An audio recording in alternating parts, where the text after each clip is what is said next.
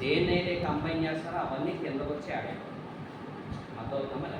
ఇక్కడ సపోజ్ మీరందరూ ఫామ్ ఏ లైన్ అని అనుకోండి, ఏమవుతుంది?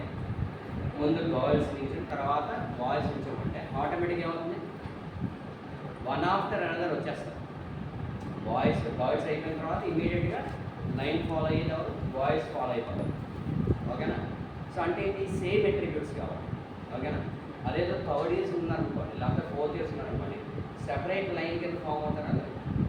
అర్థమవుతుందంటే అంటే అట్రిబ్యూట్స్ డిఫరెంట్ అయినప్పుడు కానీ రెండు జాయిన్ చేయాల్సిన పరిస్థితి వస్తే రిలేషన్షిప్ మోడల్ లాగా పక్కన అట్రిబ్యూట్స్ యాడ్ ఆన్ అయిపోతాయి. ఒకవేళ కనుక రెండు ఫార్మ్స్ సేమ్గా ఉంటే అట్రిబ్యూట్స్ ఏమవుతాయి? ఒకదాని తర్వాత ఒకటి జాయిన్ అయిపోతాయి. అర్థమవుతామా? ఇప్పుడు ఇది ఒక అట్రిబ్యూట్ అనుకుంటే సేమ్ టైప్ ఆఫ్ అట్రిబ్యూట్స్ ఉన్నాయని అనుకోండి, నేను ఏం చేస్తాను? వాటిని తీసుకొచ్చి ఇక్కడ యాడ్ చేస్తాను. సేమ్ టైప్ ఆఫ్ అట్రిబ్యూట్స్ కాదు కానీ రిలేషన్ మెయింటైన్ అవుతుంది అనుకోండి, పక్కన సేవ్ చేస్తాను. ఏ విధంగా అంటే ఒక పెద్ద టేబుల్ ఆఫ్ ఫార్మ్స్ అట్రిబ్యూట్స్ ఎక్కువ అవుతాయి పెద్ద విచిత్రమైన. ఓకేనా? సో అలాంటిది ఎలాగా, అది ఎలా జాయిన్ చేస్తాం, అందులో అసలు మొత్తం ఎన్ని టైప్స్ ఉన్నాయి మన దగ్గర అనేది చెప్తారు. అలాగే వ్యూ అప్డేటబుల్, నాన్ అప్డేటబుల్ అంటే మనం అసలు ఎలా వచ్చింది మన టేబుల్ ఆఫ్ ఫామ్ అనేది ఒక అవుట్పుట్ కావాలి, అది వ్యూ ఆప్షన్ అనమాట. అది ఎలాగనే చెప్తాం. అలాగే రిలేషనల్ సెట్ ఆపరేషన్స్ ఎలా ఉంటాయి అనేది కూడా చెప్తాం. ఓకేనా? ఆ సెట్ ఆపరేషన్స్ కూడా ఇక్కడ డెలివరీ చేస్తాం. అర్థవుతుంది కదా. థర్డ్ యూనిట్ ఎందుకు నేర్చుకుంటున్నాం?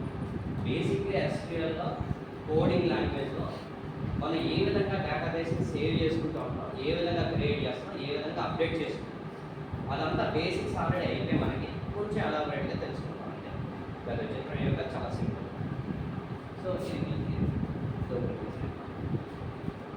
పైకి కూడా చెప్తున్నాను, మన అంటే 19 పేజ్లో ఉంటున్నాను. ఓకేనా? ఎస్క్యూఎల్ అనే దాంట్లో స్ట్రక్చర్డ్ క్వైరీ లాంగ్వేజ్లో ఓకేనా మనం తెలుసుకోవాల్సిన కొన్ని ఇంపార్టెంట్ పాయింట్స్ ఏంటంటే డేటా డెఫినిషన్ లాంగ్వేజ్ అంటే ఏంటి, ఓకేనా? అలాగే డేటా మ్యానిపులేషన్ డిఎంఎల్ లాంగ్వేజ్. ఓకేనా? ఇది ఆల్రెడీ మనకి సెకండ్ యూనిట్లో కూడా చిన్న పార్ట్ వచ్చింది, డిఎంఎల్ గురించి వాటి గురించి వస్తుంది.